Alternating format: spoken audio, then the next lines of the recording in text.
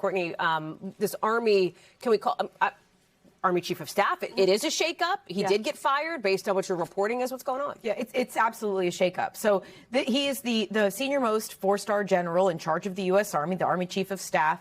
He's been in the job since September of 2023. He's supposed to be there for a 4-year gig. But the reality is there have been rumors that Secretary of Defense Pete Hegseth was going to fire him for some time. Predating the war? Precisely, predating the war. And basically this is Secretary Hegseth is going after people and has been since he was nominated or since he was confirmed into this job and sworn in. He goes after people who have any kind of ties to DEI, have any ties to the retired General Mark Milley and the previous administration, and that's where Randy George fell in here, the Army general.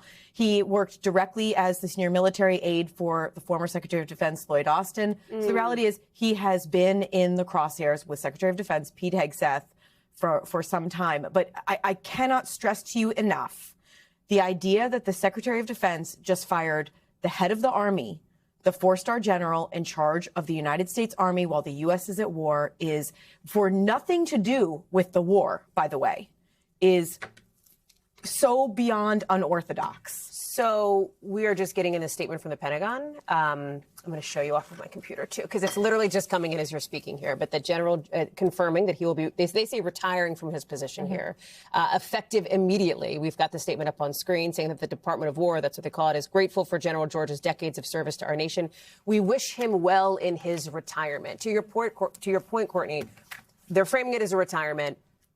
It's in the middle of this war against Iran. Does this operationally, do we know even what this operationally means for the actual strikes, attacks, targets that they're trying to hit? Probably nothing. I mean, I don't think this will have a direct impact on what we're seeing the U.S. do in Iran right now, or even the strategy going forward or anything like that. But the reason that something like this normally would not happen is because it just conveys to an enemy like Iran a sense of chaos, a sense of uncertainty, or potentially even weakness. It is just simply not done. And again, if in fact something like this does happen when you're in the middle of a conflict, it would generally be because there is some specific tie to the conflict. The individual was seen as having done something wrong or immoral or whatever it is. In this case, the officials who we're speaking to said it is because of his ties to the former Secretary of Defense Lloyd Austin. And the officials you're speaking with also say it's not a retirement, right? Well, he has to retire because he's a 4-star general. So if he doesn't have another job to go to, which he doesn't, he's forced to retire. Got it. Okay. Courtney Kuby, great reporting from you and the team. Thank you. Come back as we are learning more about this. As you say, it is not nothing. That's for sure. Thanks, Court.